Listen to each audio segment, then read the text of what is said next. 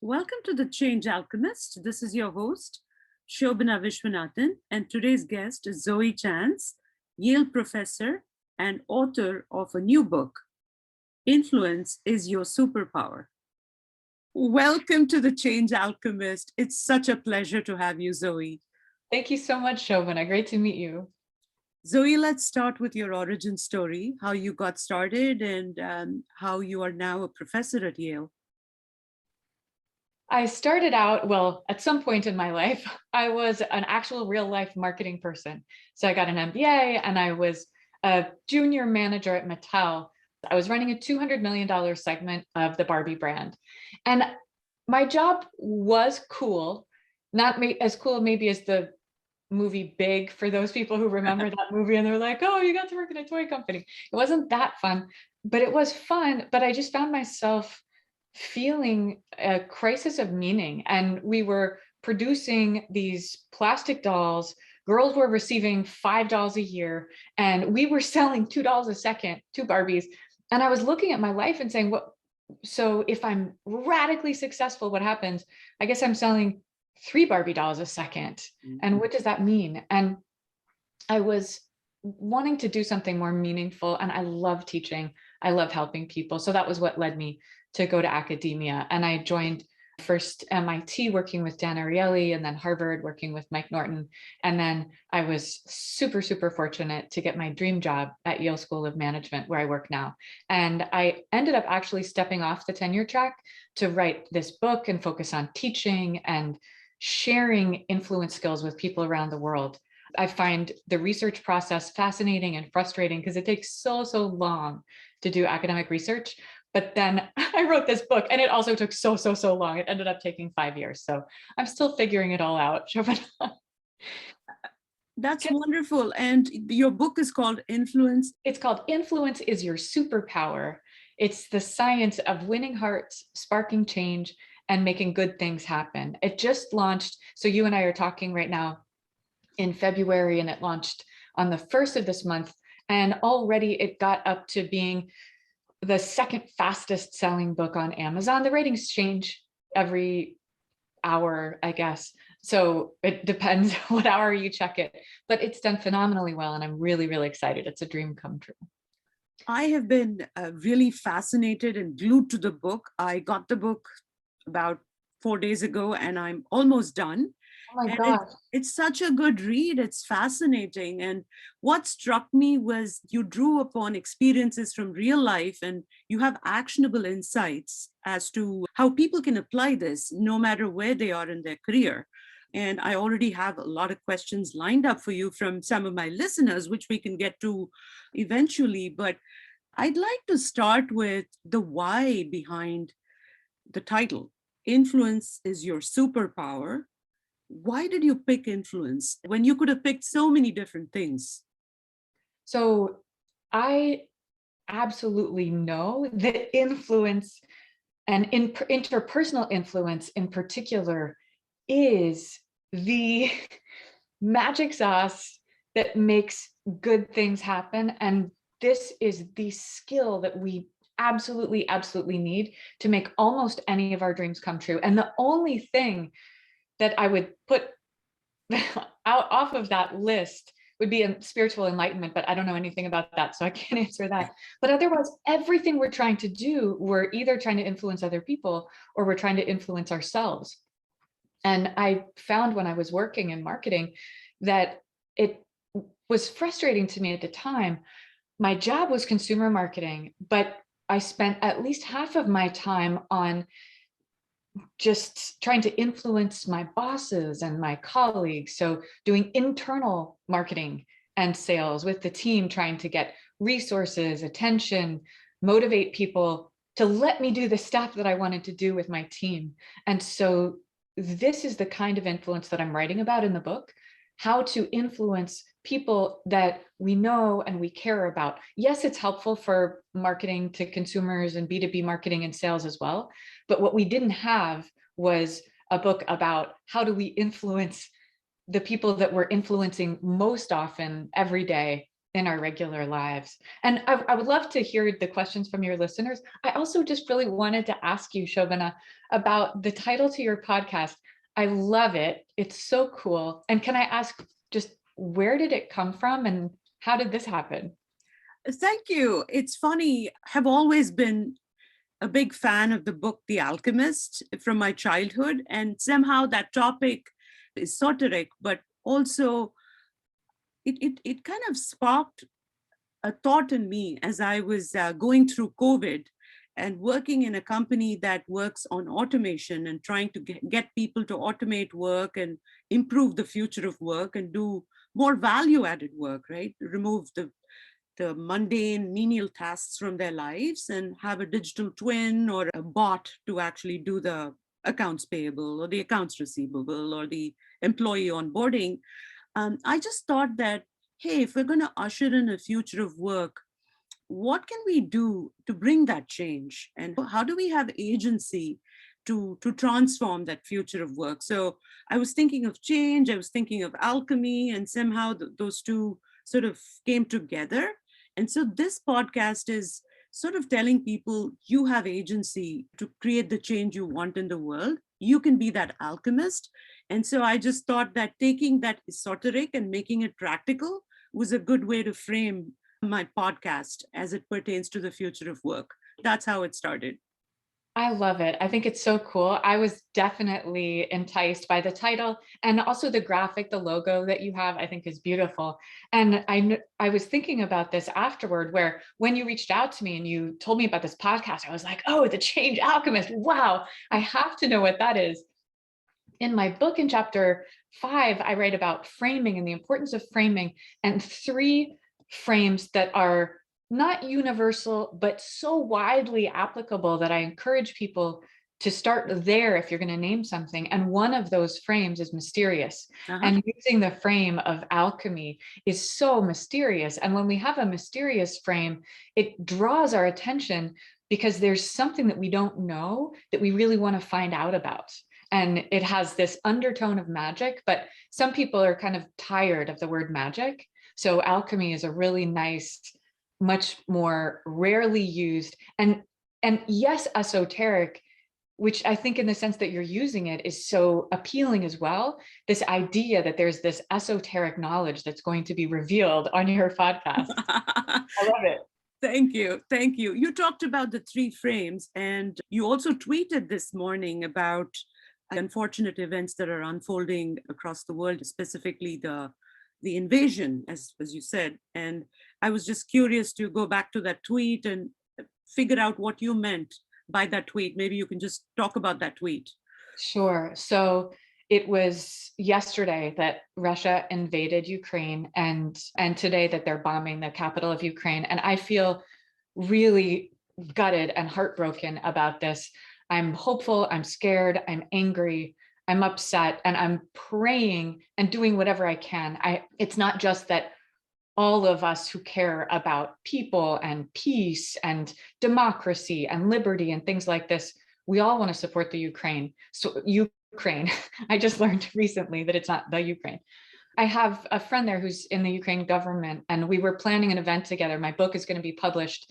Well, we have had plans to publish it soon in Ukrainian, and we were planning an event together where he was going to interview me like this in a fireside chat.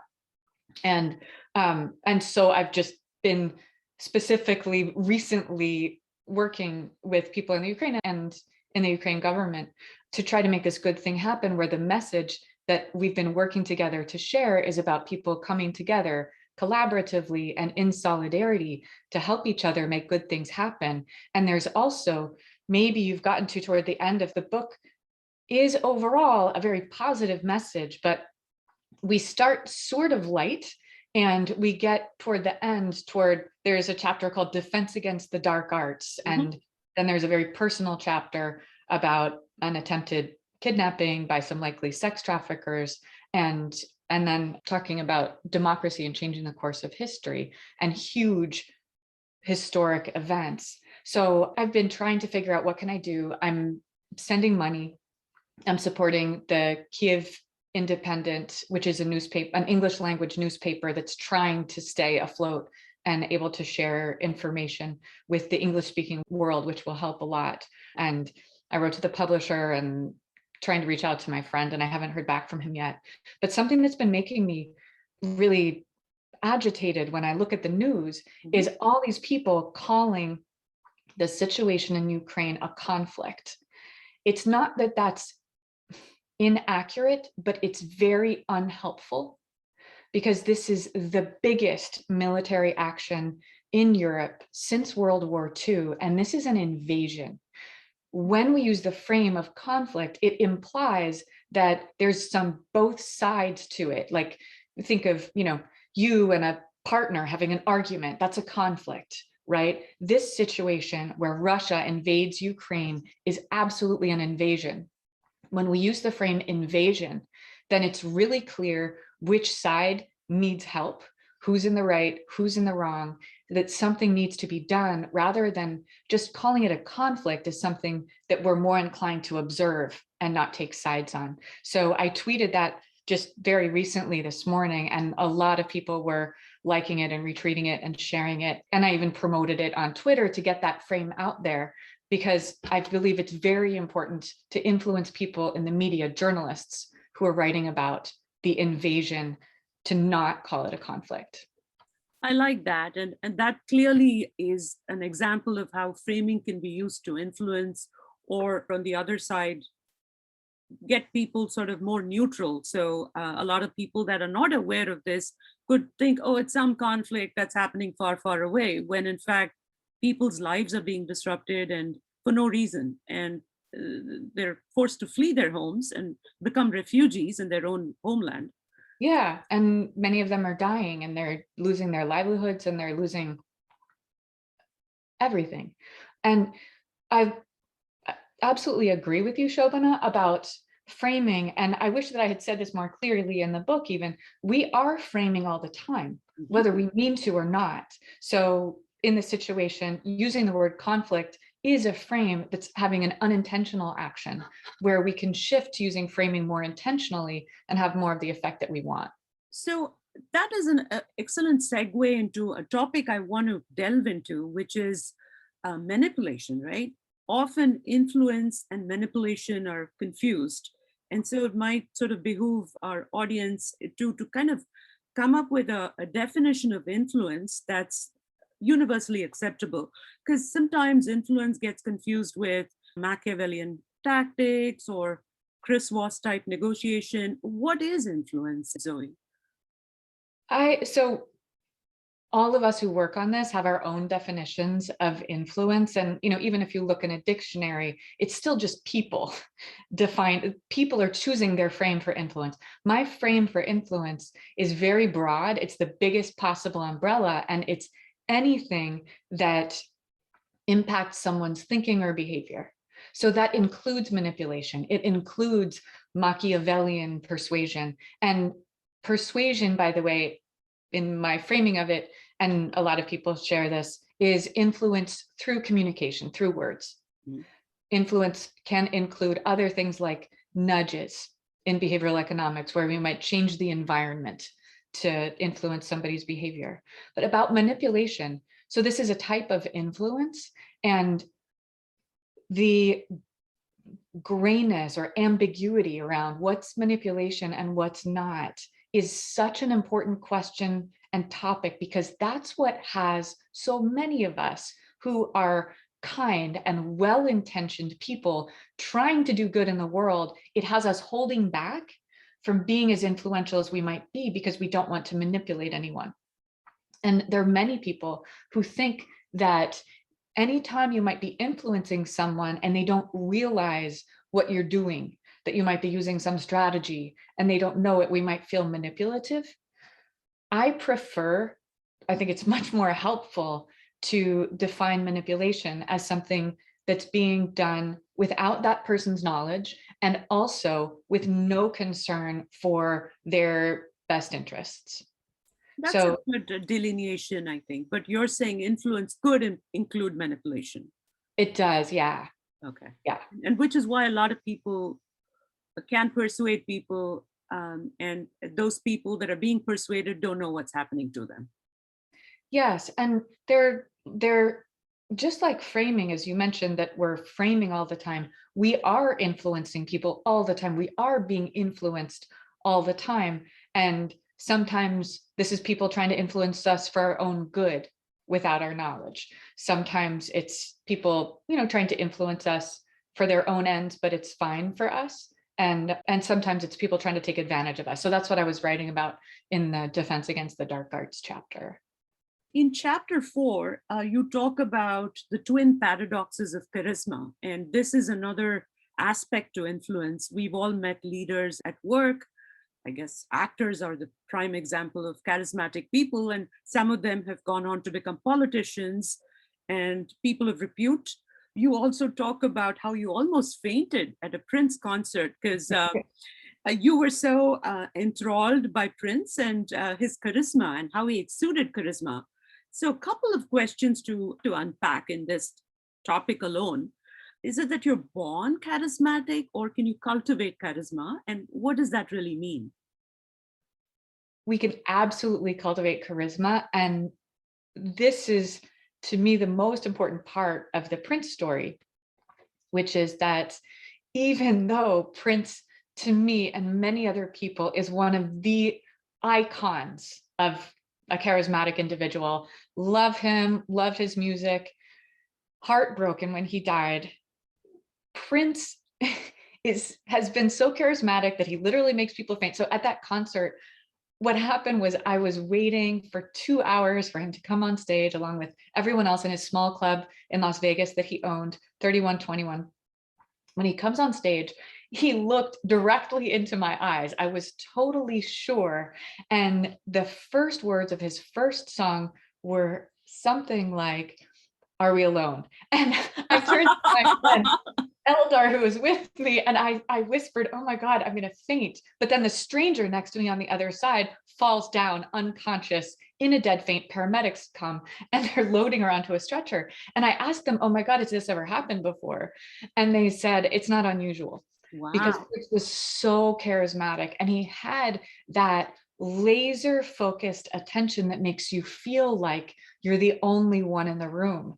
The only other person who I've experienced that with, ironically, is maybe the polar opposite of Prince. And this was Jimmy Carter in his 80s. And he probably wasn't, no, undoubtedly was not the great president, one of the greatest presidents, but he's done so much great stuff since his presidency. He's been, to Yeah. me, one of the very greatest ex-presidents. So I got to meet him and I was getting a photograph taken with him and he puts his arm around me, and this is pre-Me Too, and he's so gentle. I took this in the kindest way, but he puts his arm around me and he says, "Oh, you have a lovely figure." And my vision just clouded over. I was about to faint. And I don't think that it was me being sexually attracted to Jimmy Carter, but it was his charisma, which came from his power and also his friendliness and his connection with me. The same I've, thing with Prince. I've had a similar experience with ex-CEO of Cisco, John Chambers. Really? He shook my hand and I almost kind of fainted too because he looked right into my eyes and he said, "How are you?" And that's all he said. But it felt very personal and it felt like he was looking into my soul almost. And it's a very weird feeling. I know exactly what you're saying. And later I realized he is very charismatic for other individuals too. So It's amazing. it's Yeah. amazing. So And have I you done much research on this? So I've been doing informal research in classes with executives and students for the past, not quite the past decade, which is how long I've been teaching influence, but when people started asking me to teach them charisma.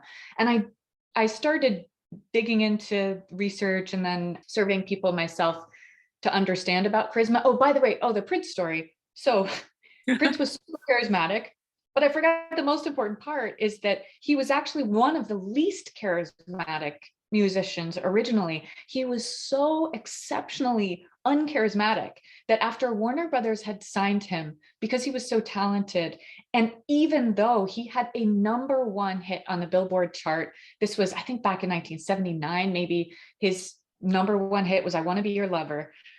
And And his fans wanted to go to Prince concerts, but Warner Brothers said, no, we are not letting you perform. We're not putting you on the road because we've seen you and you turn your back to the audience and you just mumble in a whisper whenever you try to talk to them. So you embarrass us. But Rick James was doing his Super Freak tour and he thought this would be a great opening act. So he invited Prince to be the opening act. And at first, according to Rick James, he was being booed. So Rick James fans were booing Prince. He shows up in a jacket and women's underwear and just ridiculous, crazy.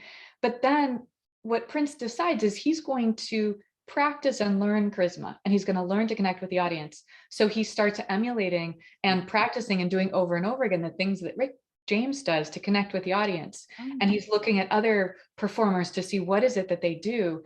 And things like not just when you're performing in the songs, but call and response and talking to the audience in between. And so Prince developed his own charisma until Rick James ended up being jealous. And Wow. and Rick James himself was telling people how jealous he was of Prince and all the attention that Prince was getting. So we absolutely can. Maybe we're not going to have people faint. I don't know. And that shouldn't really be the goal, probably. And we're all not performers or actors. So there's that too. Yeah, but like John Chambers and the CEO of Cisco, right? We all have the opportunity to connect with people and to give them that feeling of we are the only ones in the room. And it's an electric feeling. And I wish that I could do an audio demo, and I don't know how to do this, but I write in the book about how you can absolutely demonstrate this thing and that electric connection I call shining. And I teach you in the book how to do it in a room full of people. So you don't even have to know how to do it yourself. If you have a group of people who wants to practice it with you, you can practice it. And it's so exciting. It's so electric. It is exciting. And I will point people to that chapter in the book for sure, because it's something I want to learn as well. Great. It's hard to do it on your own, but as long as you have a willing group of people, it's not very complicated. The other chapter that stood out for me was the chapter on creative negotiation, because this is a topic that's interesting to me. It's interesting to a lot of my listeners, because we're always negotiating, right? We're trying to get something and give something. You talk about the story of Gloria Steinem in Africa, and maybe you could tell us that story, and I have some questions on negotiation. I love this story because it illustrates so perfectly my very favorite influence technique, which is so simple. And it's so powerful that I call it the magic question. And for everyone listening, I encourage you to use the magic question immediately after you learn the story. You can use it in almost any context. You can use it again and again, even with people who you have taught. The magic question is just, what would it take? And the story that Gloria Steinem told when she came to my hometown of New Haven a few years ago is how she was studying and speaking about and doing a lot as an expert on the topic of sex trafficking of women and girls. She was at a conference in Zambia on that topic. And then after the conference, she goes to visit this small village in a rural area near a game preserve. And 3 young women from that village had been sex trafficked the previous year and never heard from again. She's sitting down on a tarp in the middle of a barren field with a group of women, and she asks the circle of women the magic question. She says, what would it take to prevent that from happening to any more of the young women in this village? They told her, an electric fence. An electric fence? They said, when the corn reaches a certain height, the elephants come and they eat it and they trample it. We have nothing to eat. We have nothing to sell in the market. We have no money to send our kids to school. And these girls and their families were desperate. So Gloria Steinem says, all right, listen, if I raise the money for the fence, will you clear the fields and build it? They say yes. She goes back home. She raises a few $1,000s, which is all that it takes, sends this money to the women. And the way she tells it, she comes back to visit a few years later. There's a bumper crop of corn and no women have been sex trafficked from that village since they got the fence. The magic question is magic because, first of all, it's respectful. You're acknowledging that the other person is the expert on their obstacles, their situation. They know things you don't know. Like, you couldn't possibly have known that this is actually a human wildlife conflict problem, Mm. not just a sex trafficking problem, not even just a poverty problem. And so often the solution is so much simpler than you might expect that it might be. And then the part that's not obvious, that's the other alchemical force of the magic question, is that when you ask the magic question and they give you a roadmap, what they're doing is implicitly agreeing to support the outcome when those steps have happened. So they give the trail of breadcrumbs. You can come back and say, okay, great, here we go. You said what it would take was this. Here's how that happened. And now can you help me? Like if you were asking your boss for a raise or promotion, you can ask, what would it take for me to get to the next level? Or what would it take for me to be at the top of the salary band for this role? Your boss will be happy to tell you, right? They want you to succeed and thrive and be happy there.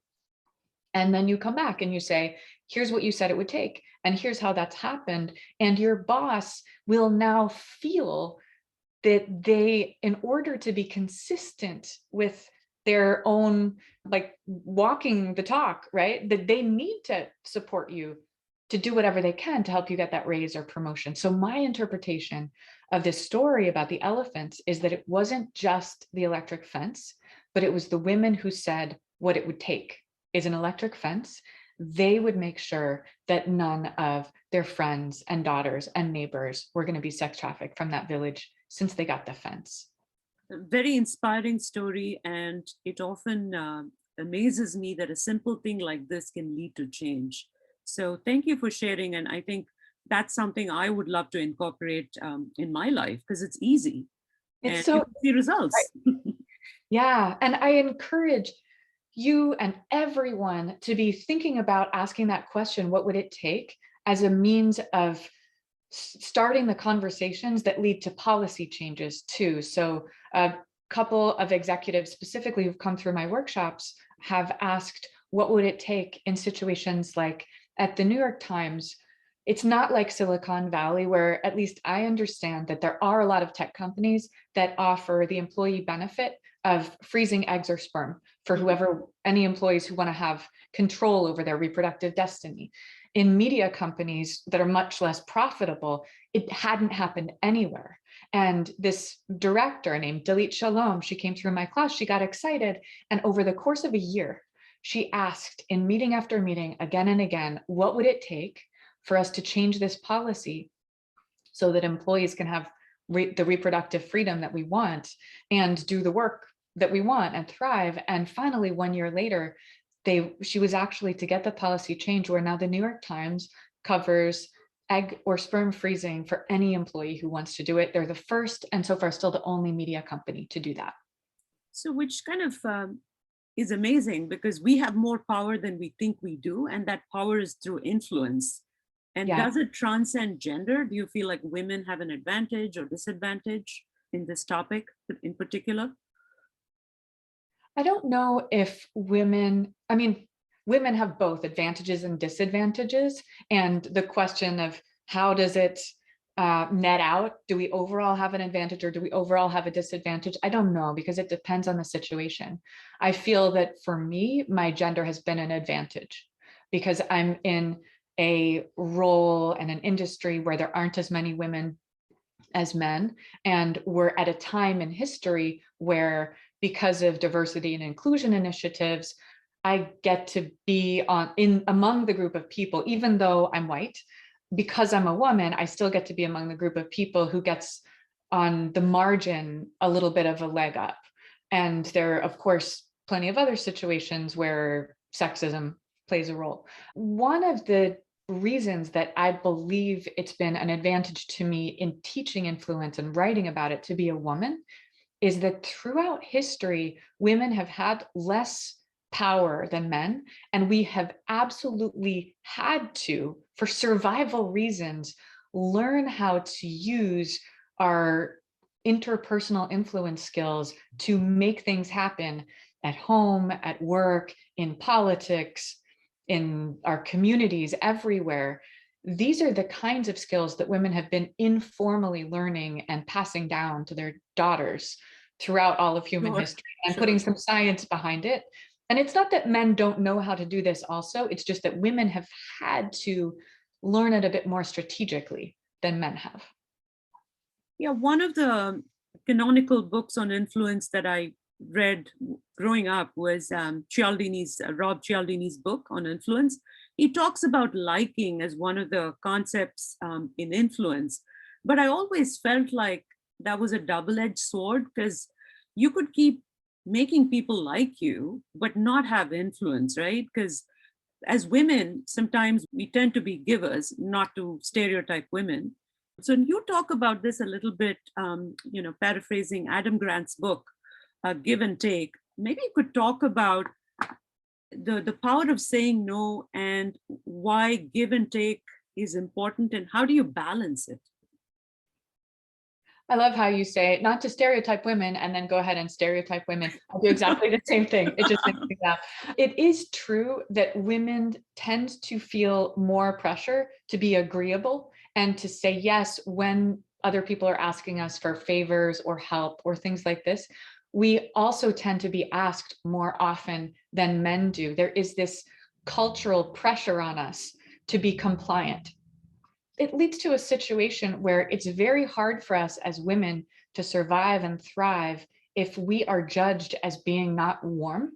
In social judgments, all of our judgments of other people are gut reactions to people when we first meet them, but they're happening and being updated on an ongoing basis. The two dimensions we're being judged on are warmth and competence.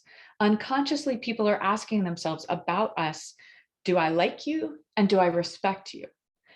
The liking question is answered more quickly than the respect question. It's more powerful and it's stickier. The main way that we have people like us is by expressing warmth. And the easiest way to do that is to like them and just show them that we like them. And there are all kinds of different ways that we can do that, and we all know how to do it. But we should be more intentional about doing that.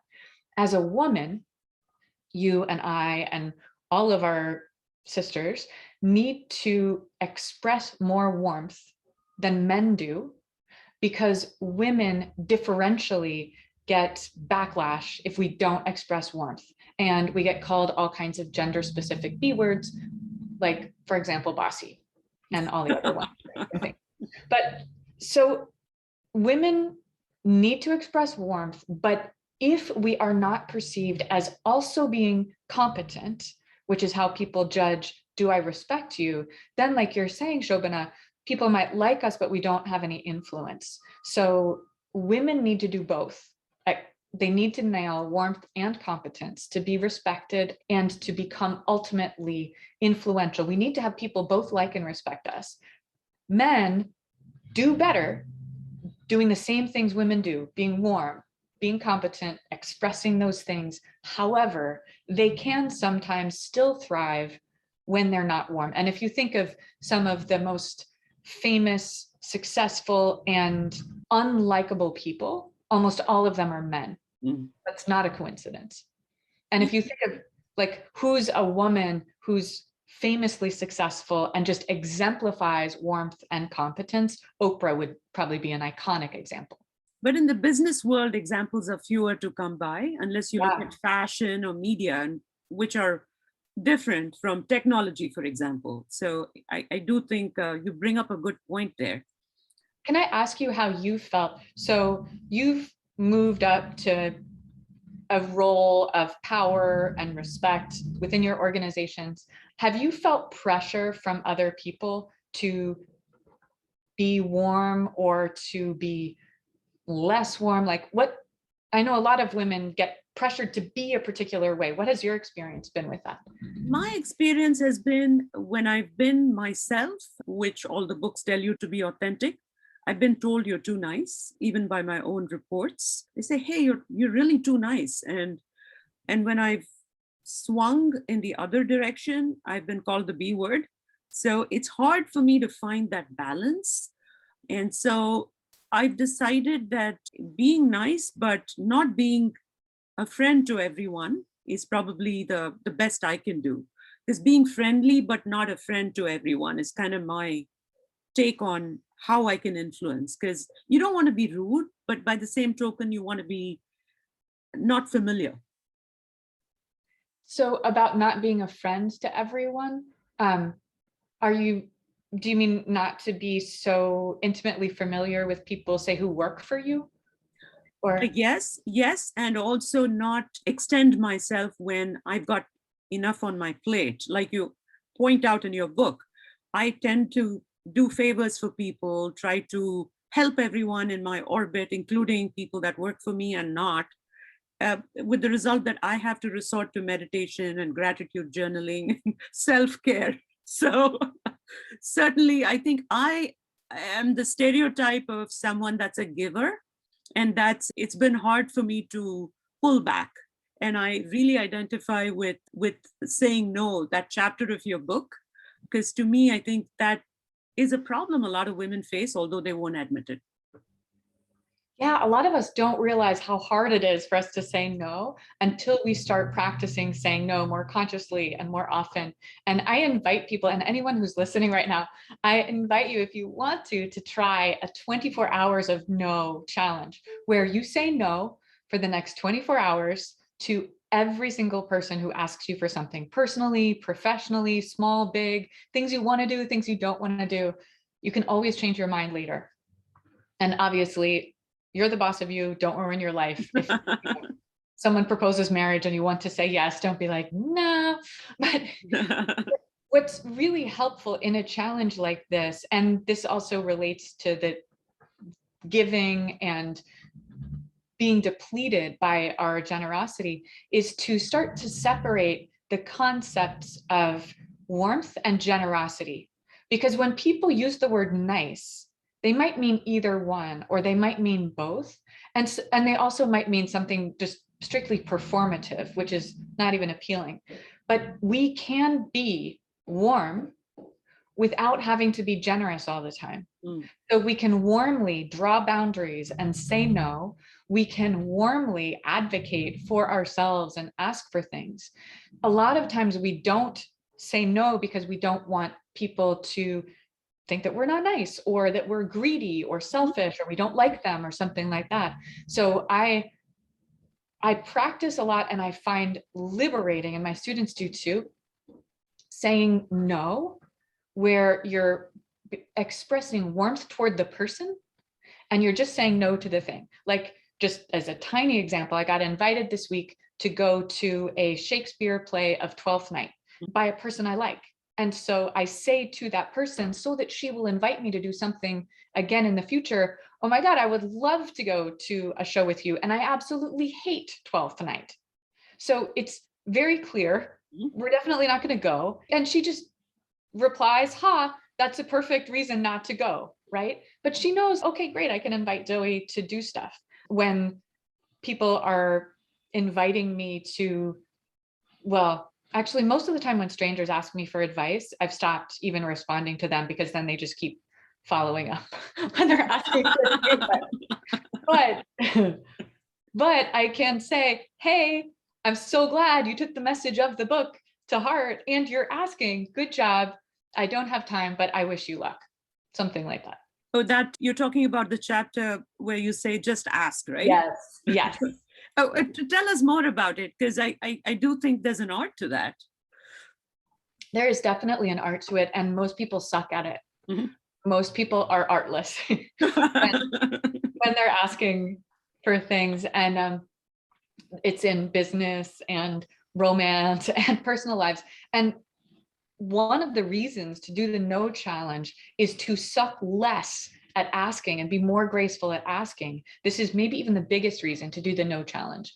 When you get more comfortable saying no, you get more comfortable with the idea of other people saying no to you. Mm-hmm. And so when you're asking, you can do so more gracefully and with less pressure.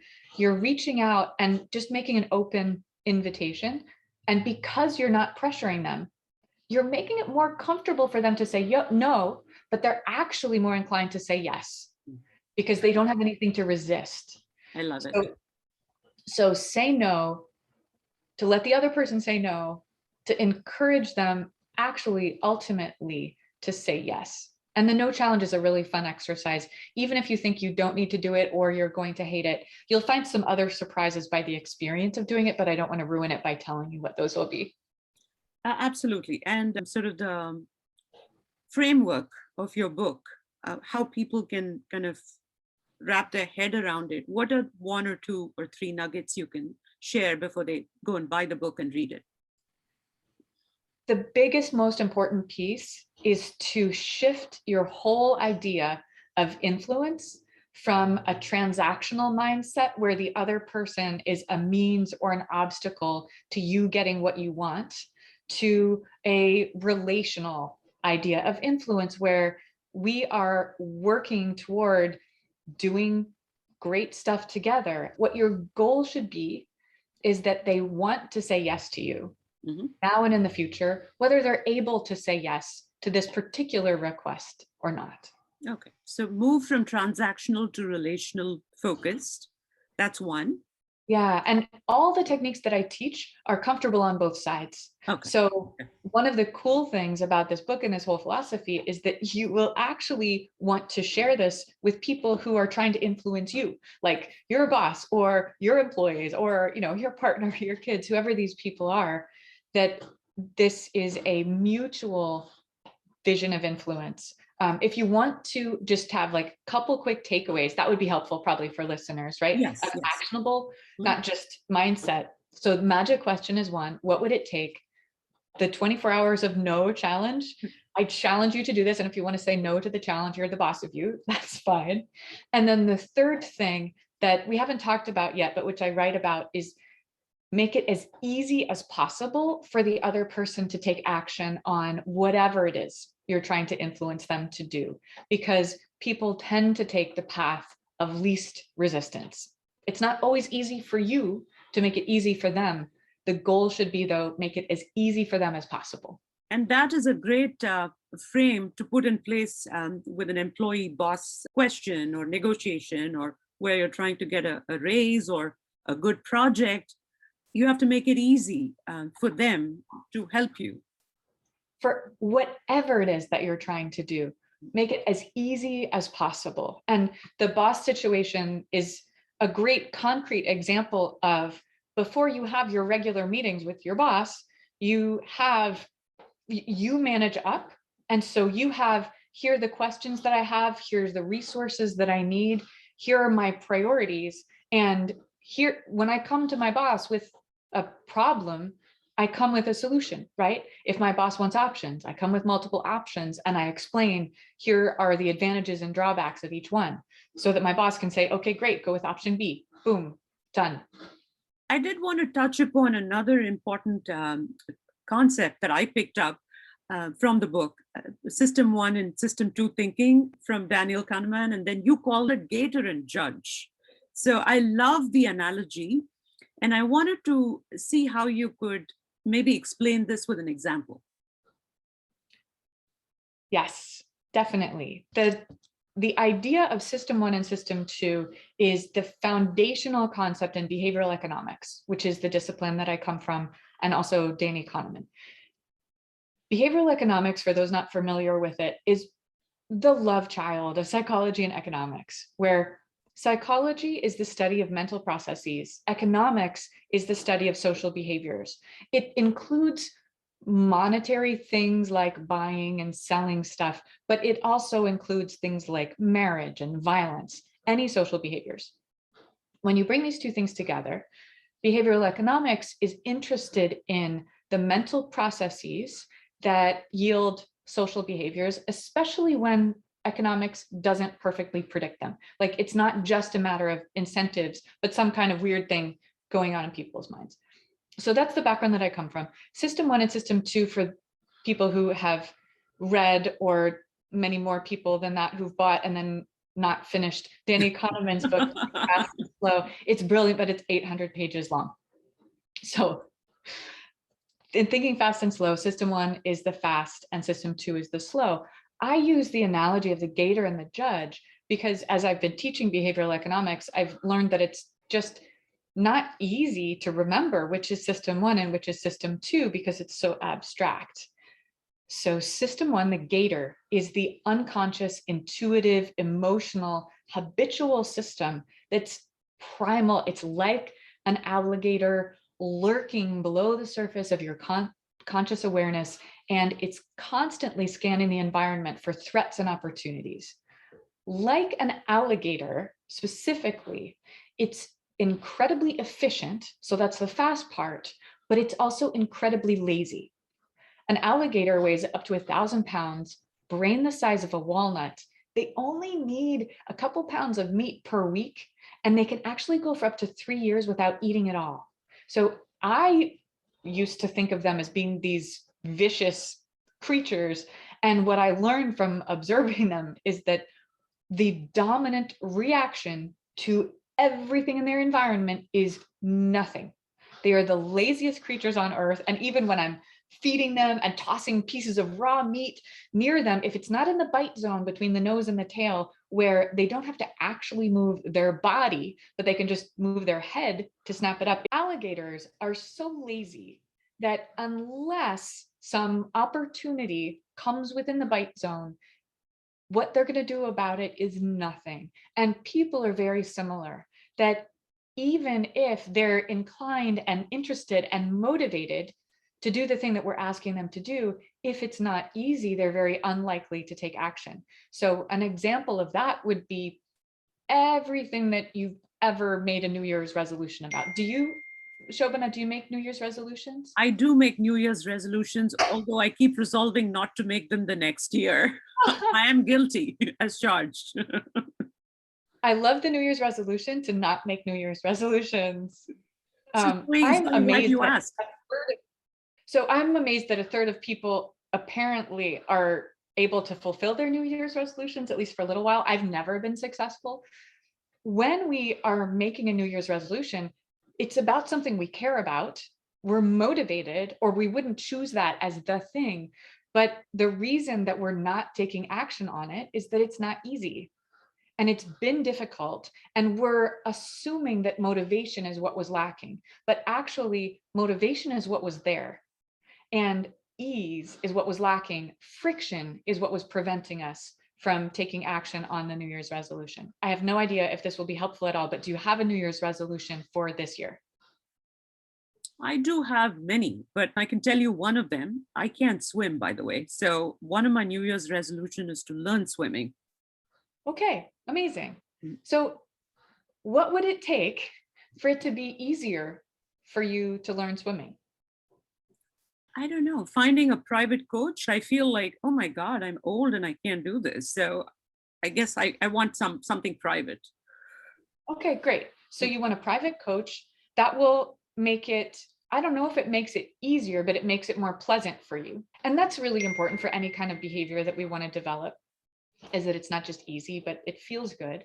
And what I could imagine could make it really easy for you is if one of your listeners who's listening to the show, and you're in Silicon Valley, right?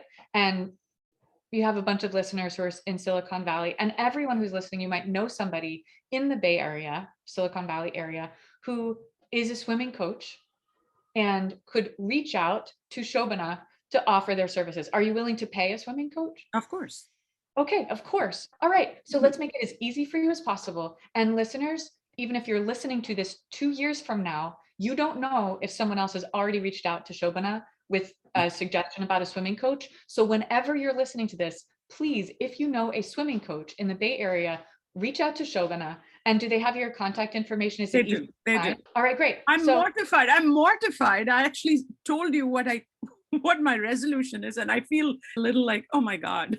Oh my God, now you'll have to actually do it. And I love your resolution. I hope my husband doesn't mind me saying that he also doesn't swim. And as an adult, it's awkward. And he kind of wants to have a coach. So I don't know a coach in the Bay Area. This motivates me to help my So there are husband. more people, because I just hang out by the pool and sip my cocktails. Yeah. Which is not bad, right? That's not a bad way to spend your time. But yes, so now we're making it as easy for you as possible. What you have to do is exactly nothing.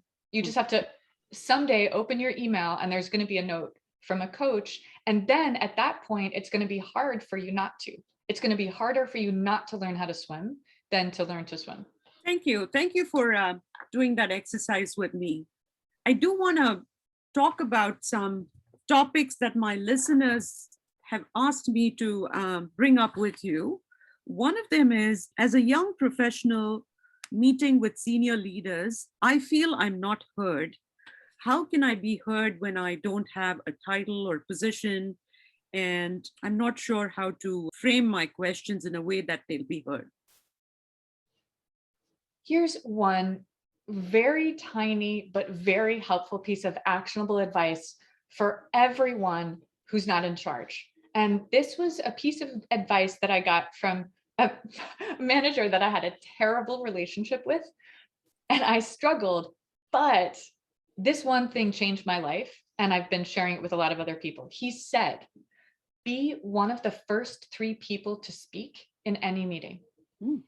So if you decide, whatever your level is in the hierarchy, if you're in charge, you don't need to be one of the first 3 people to speak. So let other people speak, for God's sake.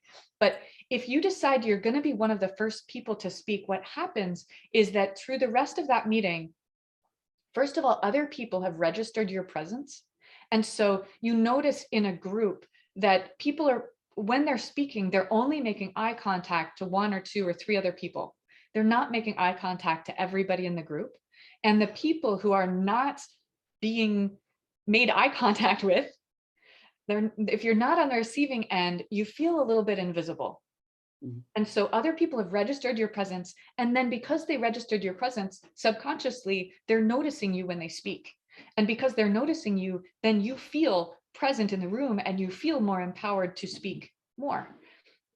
It's also that if you haven't spoken early in the meeting, as the meeting goes on and on and on, it gets harder and harder and harder to speak for the first time.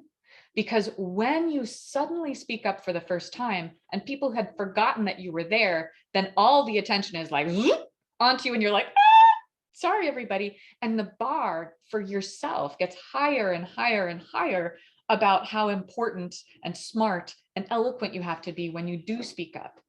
If you decide, just be excellent advice. Mm-hmm. Great. And you don't need to have anything smart to say. You can ask a question, and it can be in the informal part before the meeting even starts. You can just make a comment about the weather or current event, or just ask somebody how they're doing. Don't have a high bar for yourself for what you say. Just have a high bar for yourself for when you say it and make it early. Okay, good. The second question someone had was, in many companies, people travel in cliques. So they might have come from the same company, they might be from the same country, or they might have something in common. How do you wield influence when you're not one of them and not part of the club? This is a huge challenge. And in research on social networks, the research that I'm familiar with is on gender, but I'm sure that research on race and culture would look similarly, where between women and men tend to have social and professional networks that overlap. So men tend to socialize with people from work. Women tend to socialize with people outside of work. And there's a whole slew of interesting and problematic things that come from that. Among other things, that men have been less comfortable with virtual work and are more excited to get back to the office. And women, because they lost their social support, but women didn't. And so women are much more comfortable with the virtual thing going on because we still are in contact with our friends. But anyone who is not in the dominant group and doesn't end up socializing with people from work, you feel like an outsider, and you are seeing people who are in this dominant group that can feel like a clique. You're seeing these people get promoted, you're seeing their ideas get shared, you're seeing the spotlight of glowing attention get shined on them. And it is really important to be reaching out to people intentionally, to have personal contact with them. And it doesn't have to be socializing outside of work, but actively reminding yourself to go and have a chat with them, or have, like, if you're in person, see if they might have lunch at some point. It would be nice if they would reach out to you, but if they're not, then you have to be the one to reach out to them. And most people are friendly and most people are happy to get a lunch invitation or something like this. And if you end up traveling to some meeting, find a time to grab a cup of coffee or a glass of wine with them, whatever that is, you will not necessarily become part of the dominant group or the clique, but that doesn't prevent you from having individual friendly relationships with the people in this group. It just takes more work. And it sucks that you have to do more work, but that's where we are right now. So, not to be shy, but take the first step and be intentional about it, is what you're Yeah. suggesting. Yeah. And to reach out personally and not just professionally. And Mhm. one way of doing that is just to ask people advice. People love to be asked advice. They love to be asked their opinion. And if you're not going to take a bunch of their time, that's also very helpful. But asking advice, and be sincere. Don't just make up questions and ask advice about something that you care about, and then you're actually going to take action on it. It's an underused, like, I'm going to call it an influence strategy, but that's not the reason that you should do it. It's an underappreciated way to build relationships. Excellent. And Zoe, you've written a book about influence being a superpower, but what is your superpower? Is it influence or something else? One of my superpowers is influence, but my most important superpower is love. And I have been blessed by the most loving mom I could possibly imagine. And for anyone who's familiar with Amma, the hugging saint, Yes. she goes around the world. So she hugs people. That's her superpower. And that is my mom. And I'm so blessed with feeling full of love and being able to express this to other people. I'm able to like people, build relationships, make friends, not with everyone on earth. There's some people I hate because they're odious, but with almost anybody. And that also comes along with a superpower of forgiveness. So it, I don't expect people to be perfect.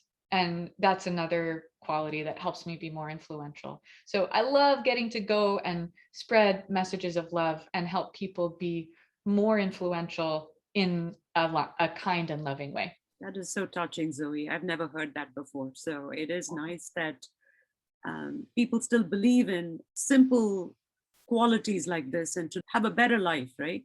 With love. Thank you. And the other question I had for you was books that have influenced you. Are there a couple that come to mind?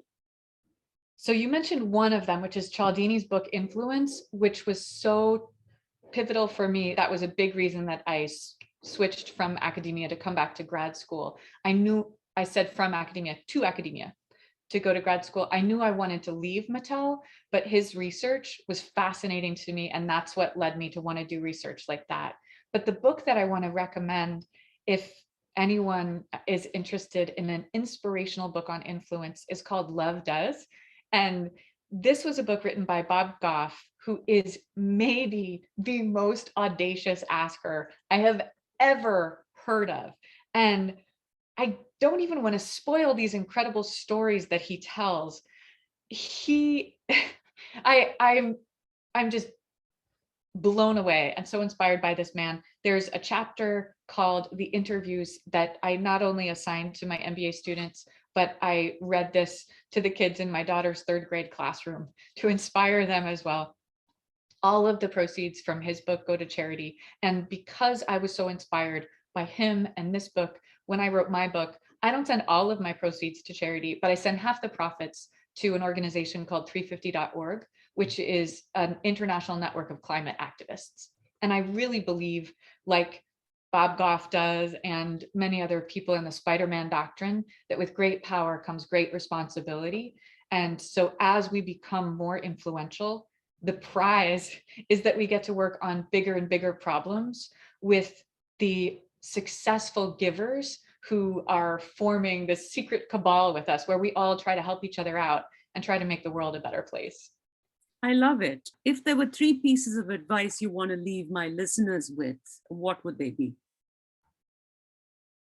First of all, forgive yourself for being imperfect. Whatever it is that you're guilty about, it's nothing. And the second thing is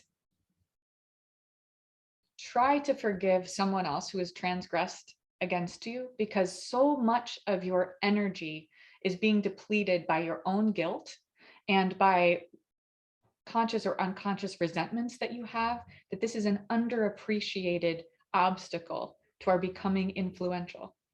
And then the third thing I would say is just ask. Love it. And as we see the future of work unfold and influence become a bigger piece of the corporate world, give me in your own words what the future of work would look like in a perfect world. In a perfect world, the future of work would be that we wouldn't have to do it for money, because we have created so much value that there is an abundance of food, there's an abundance of healthcare, education, and this is the Star Trek vision, where that is the world that they're living in, and that is absolutely possible. We are creating so much value, and it's just that it's not evenly distributed. We could actually already live in a world where almost all of the unpleasant tasks are automated, and people get to do the kind of work that we want to do because we enjoy it and because we feel fulfilled by it, and not because we need money. So this is a distant future vision, but I really believe that will happen. Love it. And I hope it comes true in my lifetime at least. Me too. Where can people find you, Zoe? People can find me at zoechance.com, and the information is there about the book. There's a newsletter for free tips, and you'll be finding out, if you're on the newsletter list, about a free online course I'm developing with Coursera. It'll launch this summer, and it's called How to Ask for Anything, and it's just a series of challenges. It will be published in 8 different languages, and it's going to be a lot of fun. And I'm looking forward to taking that course. Sounds like a fun one to take. Great, thank you. Thank you so much for your time, Zoe. And I look forward to putting all this information in the show notes and chatting with you if you're in Silicon Valley anytime soon. I would love that. I loved talking with you, Shobana. Thank you so much. Thank you. Thanks for listening to this episode of The Change Alchemist with Zoe Chance. If you enjoyed this show, do listen into previous episodes and stay tuned for an exciting episode with David Allen next week. Thank you and stay tuned.